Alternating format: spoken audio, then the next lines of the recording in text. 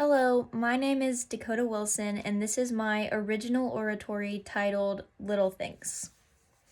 I'll be using my iPad to give me time signals while I'm speaking. Thank you.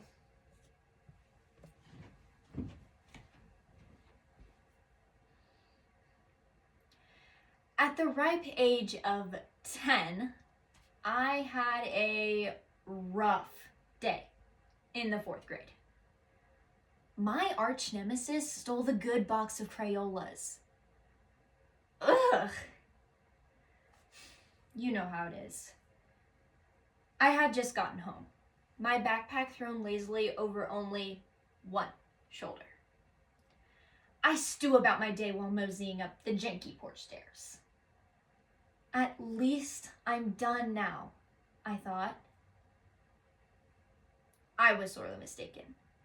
The other strap dangling from my backpack caught the banister and catapulted me backwards, off the stairs and onto the concrete.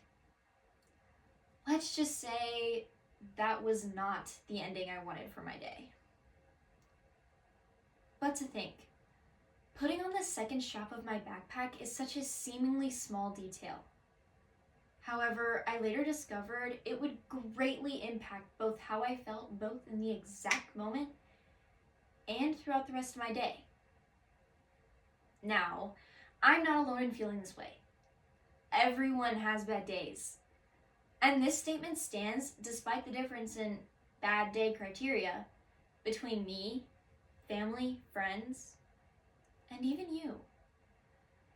This leads me to our topic.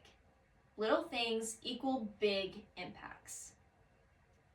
Because learning how to change bad days into good ones is a process, I'll help you by first explaining the influence this concept has had in history.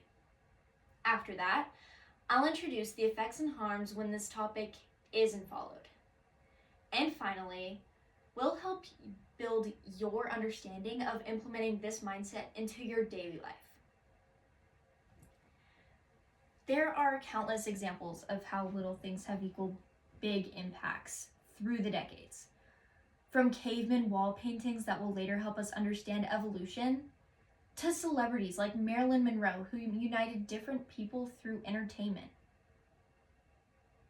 And even in war. During World War II, soldiers had few opportunities to visit home while serving. As I'm sure you know, these soldiers faced unbelievable amounts of hardship.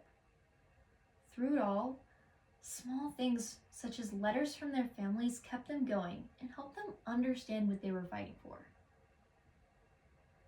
It's fascinating how we often overlook the deemed little things throughout our day. We repeat the phrase, "It doesn't matter," and on the surface that makes sense, but it's simply untrue. Things like making your bed, enjoying a meal, receiving a letter are all examples of how, as psychologist Sam Goldstein states, small moments of joy add up, creating a foundation for long-term happiness. We can't solely rely on the end game, the milestones, etc., for long-term happiness. Despite those things being so exciting in the moment, that's all they are.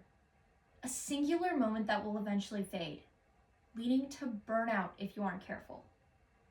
Instead, focus more on the little things along the way that'll keep you going and smiling, eventually leading to your big impact. On the contrary, you don't need to be a soldier to experience the countless of positives a little things mindset brings. However, something important to address is the negatives when we don't. Harm on mental health, for example. You see, without first appreciating small things, we can spiral into being unappreciative of big things too, even if we previously enjoyed them. There's a term for this, anhedonia. And as the Cleveland Clinic states, it's the inability to experience joy or pleasure. You may feel numb or less interested in things you once enjoyed. It's a common symptom of many mental health conditions. As you can see, this is just the start. Anhedonia can descend into depression, substance use disorder, bipolar disorder, Parkinson's disease, schizophrenia, and even traumatic brain injury, which in some cases leads to death. It's incredibly devastating to admit, but all of these conditions can be traced back to the feeling of apathy, which is emotional detachment and lack of motivation, interest, and concern. Even the smallest bit of dopamine a few times a day can prevent this feeling from becoming continuous, thus proving how little things equal big impacts and why this is so important. My mom has said forever that I was her daughter she could decorate. When I was younger, this meant picking out my outfits, doing my hair, and even painting my tiny nails. For the longest time, I didn't mind how she chose to decorate me. That was until I was shoved into the trenches. Miss Dawn's daycare. I vividly remember the outfit my mom picked out that day. I had a hair bow in, yellow shorts, and a striped gray and yellow tank top. I was having the time of my life. I had brought my own action figures to combo with a bucket of water. Yes, I was that toddler.